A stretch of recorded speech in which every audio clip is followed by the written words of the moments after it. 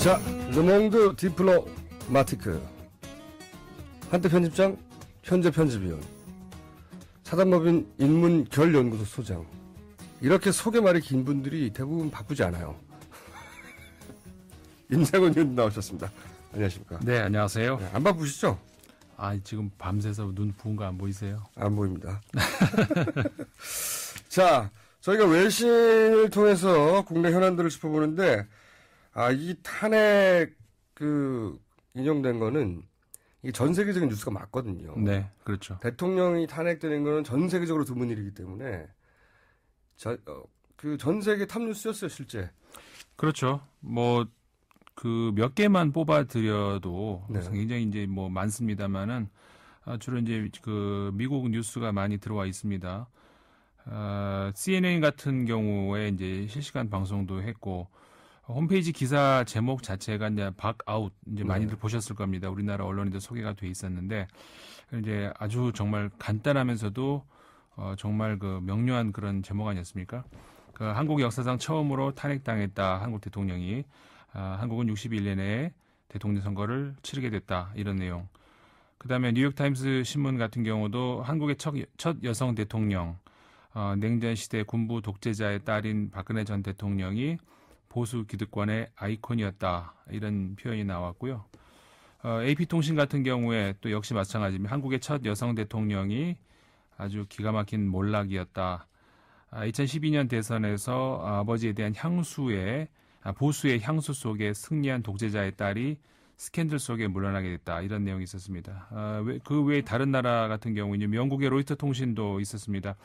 한국의 헌법재판소가 만장일치로 박근혜 대통령의 탄핵을 결정했다. 영국의 가디언지 같은 경우에 인터넷 기사가 나오면 댓글들이 있지 않습니까? 그 댓글 중에 하나 재밌는 게 다음은 미국 차례다. 아니, 실제로 저도 이 기사들 보면서 이제 댓글들을 잘 봤는데, SNS 네. 반응이나, 미국에서는 부럽다는 반응이 되게 많아요. 한국도 할 수 있는데 우리도 할 수 있다, 이런 거 있잖아요. 네. 우리가 수십 년 동안 미국을 바라보면 미국을 이제 민주주의의 우리 교과서처럼 여겨왔는데, 네. 거꾸로 외신 반응, BBC도 그런 반응이 있었는데, 이 양반들이 보기에. 영어로 다 읽으신 거예요? 네. BBC도 그렇고 하여튼 이 반응들이 뭐냐면, 어떻게 이렇게 민주주의의 역사가 짧은데, 네.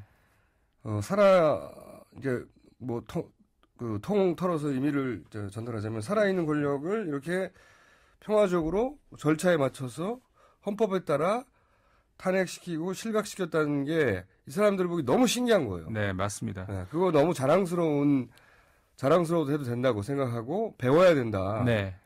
근데 12월 정도부터 말씀하신 것처럼 네.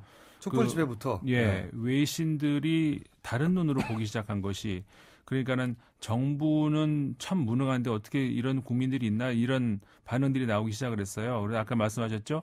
우리가 배워야 된다, 이런 기사가 실제로 나왔거든요. 독일 언론에서 처음 나오기 시작을 했고, 독일 슈피겔인가 아마 그렇게 기억을 하는데, 12월 중순쯤, 그러니까 우리가 12월 3일이었나요?